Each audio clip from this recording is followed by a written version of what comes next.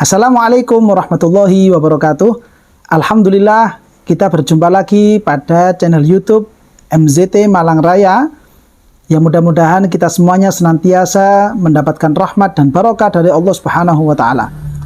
Dalam kesempatan kali ini, dalam kesempatan yang penuh dengan kemuliaan ini, kami ingin memberikan jawaban atau memberikan tanggapan kepada beberapa pertanyaan yang telah masuk kepada kami.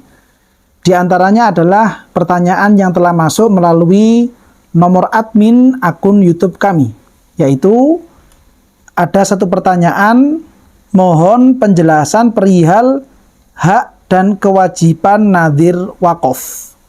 Jadi ada pertanyaan bagaimana ketentuan-ketentuan tentang tugas-tugas nadhir terhadap barang-barang yang telah diwakafkan. Sebelum lebih jauh kami menjawab perihal ini, perlu diketahui bahwa untuk semua benda wakaf, benda yang memang telah diwakafkan oleh pemiliknya ketika sudah memenuhi syarat-syaratnya akad wakaf, maka barang tersebut sudah bukan lagi milik orang yang mewakafkan. Terutama kalau konteksnya kita fokuskan kepada wakaf jenis jihad. Jadi sebelumnya perlu diketahui bahwa ada wakaf itu jenisnya wakaf muayyan, ada yang kedua namanya wakaf jihad. Nah, kalau kemudian benda wakafnya ini adalah benda wakaf yang jenisnya jenis wakaf jihad, seperti masjid, pondok pesantren, musola atau surau, ya, sekolahan, atau gedung-gedung aula misalkan, ini masuk dalam kategori wakaf jihad. Nah, pada pembahasan tentang wakaf jihad ini, ketika barang ini telah diwakafkan, berarti benda ini sudah bukan lagi milik pihak pewakaf. Ketika sudah bukan lagi milik pihak pewakaf, maka benda ini menjadi miliknya Allah Subhanahu wa Ta'ala. Sehingga ketika ada tanah, yang tanah ini diwakafkan, ya, diwakafkan untuk menjadi masjid, maka tanah itu sejak diakad model seperti itu, maka tanah ini adalah miliknya Allah Subhanahu wa Ta'ala. Begitu juga dengan pondok pesantren. Begitu juga dengan musola atau surau. Ketika sebidang tanah ini diwakafkan untuk pondok pesantren, diwakafkan untuk surau, diwakafkan untuk musola atau langgar, maka sejak terjadinya akad wakaf itu, ya, barang-barang wakaf atau tanah wakaf ini menjadi miliknya Allah Subhanahu wa Ta'ala. Walaupun saat akad wakaf tidak disertai dengan hitam di atas putih. Tidak ada pencatatan di notaris. Hanya sebatas pengucapan seperti itu dan adanya saksi-saksi yang melihatnya, maka barang ini sudah menjadi barang wakaf. Dan itu sudah dianggap terputus dari kepemilikan pihak pewakaf. Ketika barang ini menjadi milik-miliknya Allah, maka di situ perlu ada pihak lain untuk mengurusi barang wakaf ini. Nah, pihak lain yang mengurusi barang wakaf ini diistilahkan dengan sebutan nadhir. Nadhir ini yang kemudian memiliki tugas, memiliki kewajiban untuk merawat, menjaga, melestarikan, memakmurkan barang-barang wakaf yang telah diamanatkan kepada pihak nadhir. Nah, ini yang kemudian menjadi jawaban untuk pertanyaan yang telah masuk kepada kami melalui nomor admin di channel YouTube kami. Sebagaimana keterangan itu disebutkan di dalam kitab Al-Fiqh Manhaji pada jilid yang kedua pada pembahasan masalah wakaf, beliau penulis kitab Fiqh Manhaji yaitu Syekh Mustafa Bugho, beliau memberikan keterangan la budda fil waqfi min nadhirin yanzuru fi amrihi wa yaqumu ala masalihihi wal muhafazati alaihi wa infaqi mawaridihi fil jihatil lati nassa 'alaihal waqifu.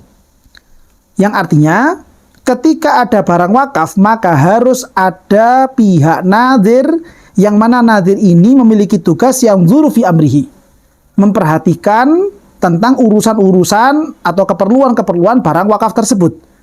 Wa yaqumu 'ala masalihihi, dia yang kemudian mengurus semua kemaslahatan barang wakaf tersebut.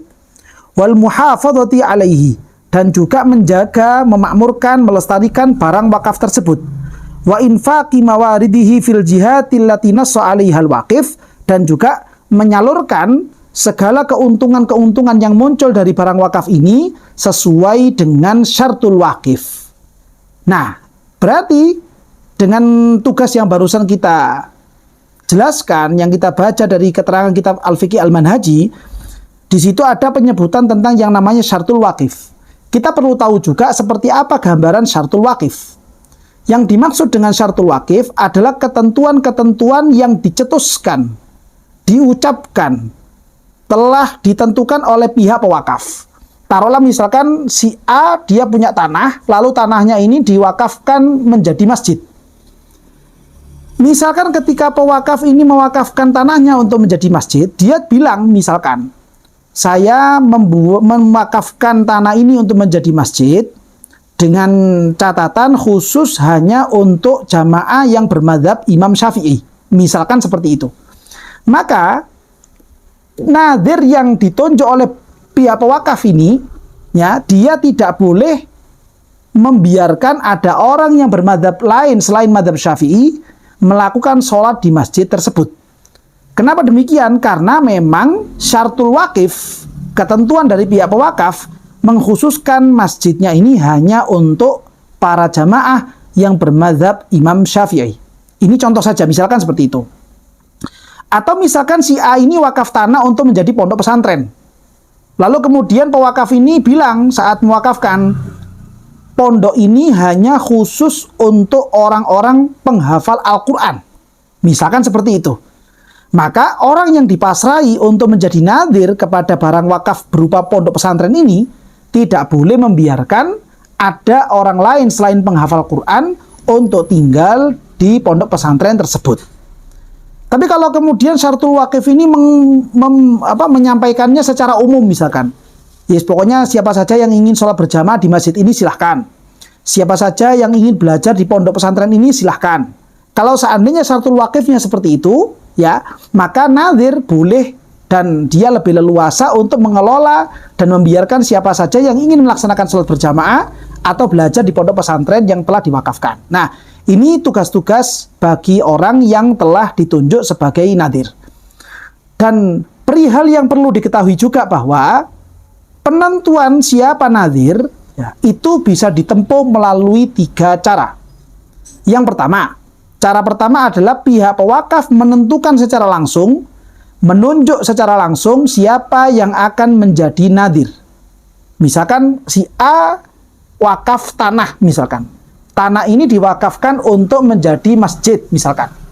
Lalu kemudian si A yang sebagai pihak pewakaf ini menunjuk temannya, misalkan namanya Pak Muhammad misalkan.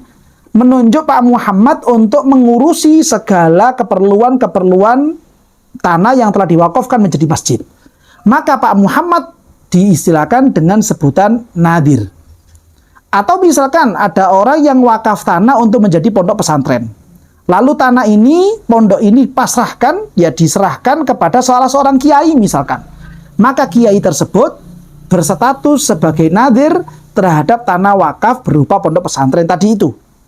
Begitu juga dengan musola, begitu juga dengan surau, begitu juga dengan pos kampling misalkan, begitu juga dengan aula-aula acara, aula-aula kumpulan masyarakat misalkan, atau balai RW, balai RT misalkan. Maka orang-orang yang ditunjuk oleh pewakaf, dia adalah yang berstatus sebagai nadhir. Ini cara yang pertama. Cara yang kedua, penentuan nadhir adalah ketika misalkan pihak pewakaf tidak menunjuk orang tertentu menjadi nadhir terhadap barang wakaf ini. Sehingga barang wakaf ini kemudian tidak ada nadhir khos. Maka ketika kondisi seperti ini, nadhir untuk barang wakaf ini berpindah secara otomatis kepada hakim. Jadi untuk masalah nadhir dalam fikih itu, nadhir ada 2 macam. Ada nadhir khos, ada nadhir am. Nadhir khos adalah orang yang secara sengaja ditunjuk oleh pihak pewakaf, maka dia disebut sebagai nadhir khos. Adapun nadhir am adalah hakim di wilayah tersebut. Kalau konteksnya itu di Indonesia, nadhir am atau hakim yang ada di Indonesia adalah mereka orang-orang KUA yang memang secara resmi ditunjuk oleh negara, ditunjuk oleh pemerintah mengurusi tentang urusan-urusan agama di masing-masing kecamatan. Yang mana dalam hal ini KUA biasanya akan bekerja sama dengan Badan Wakaf Indonesia atau disingkat dengan BWI. Sehingga dua komponen ini, dua lembaga ini kemudian bekerja sama untuk mengurusi barang-barang wakaf yang ada di daerahnya masing-masing, yang ada di kecamatannya masing-masing. Ini yang memiliki wewenang ketika pihak pewakaf tidak menunjuk orang tertentu sebagai nadhir khos. Cara yang ketiga, untuk penentuan siapa nadhir terhadap barang wakaf, yaitu ketika pihak pewakaf tidak menentukan nadhir. Atau sudah menentukan nadhir, tapi nadhir yang telah ditunjuk meninggal dunia. Atau tidak memiliki kemampuan misalkan. Begitu juga dengan pihak hakim. Karena hakim ini mungkin hal yang diurus ini terlalu banyak, sehingga barang-barang wakaf tertentu ini menjadi terbengkalai, tidak tertangani oleh pihak hakim. Maka ketika kondisi seperti ini, pihak yang bisa menentukan siapa nadhir terhadap barang wakaf ini adalah sulahaul balad. Orang-orang soleh, orang-orang baik, orang-orang yang memiliki agama kuat di daerah barang wakaf itu punya wewenang menentukan siapa yang akan menjadi nadhir terhadap barang wakaf tersebut. Para ulama mengungkap bahwa paling tidak minimalnya sulahaul balad atau orang-orang soleh di daerah tersebut yang bisa menunjuk siapa yang akan menjadi nadhir minimalnya berjumlah 3 orang. Sehingga tinggal nanti misalkan ada barang wakaf masjid misalkan, yang di masjid ini tidak ada nadhir. Tinggal nanti orang-orang soleh di daerah tersebut ngumpul, rapat, musyawarah, siapa kira-kira orang yang mampu untuk mengurusi barang wakaf ini. Dan perlu diketahui juga, nadhir itu ada beberapa persyaratan supaya dia sah sebagai seorang nadhir. Syaratnya yaitu, yang pertama, dia harus memiliki sifat al-adalah. Sifat al-adalah adalah ketika orang ini tidak pernah melakukan dosa-dosa besar, begitu juga dia tidak terus-menerus atau suka melakukan dosa-dosa kecil. Ini syarat yang pertama. Syarat yang kedua adalah al-ihtida. Ihtida maksudnya adalah ketika dia memiliki kemampuan untuk merawat, memakmurkan barang wakaf tersebut.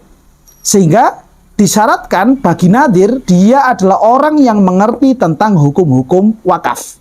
Seandainya orang yang ditunjuk oleh pihak pewakaf adalah orang yang tidak mengerti tentang hukum-hukum wakaf, maka wajib hukumnya, fardhu ain hukumnya, nadhir yang telah ditunjuk ini supaya sesering mungkin berkonsultasi kepada para ulama, kepada para fuqaha yang mengerti tentang hukum-hukum wakaf. Nah, ini kiranya tanggapan atau jawaban dari pertanyaan yang telah masuk kepada kami melalui nomor admin dari YouTube kami. Dan mudah-mudahan apa yang kami sampaikan, apa yang telah kami ulas bisa memberikan pencerahan, menjadi ilmu yang manfaat, menjadi ilmu yang barokah, dan mungkin kiranya ada hal-hal yang kurang jelas dari keterangan kami, atau mungkin ada pertanyaan-pertanyaan susulan, maka bisa Anda sampaikan melalui kolom komentar atau melalui nomor admin yang telah tertera pada layar YouTube Anda. Mudah-mudahan kita semuanya senantiasa diridhoi oleh Allah Subhanahu wa Ta'ala, dan kita menjadi orang-orang yang dicintai oleh kekasih kita, junjungan kita, Nabi besar Muhammad SAW. Amin ya rabbal alamin.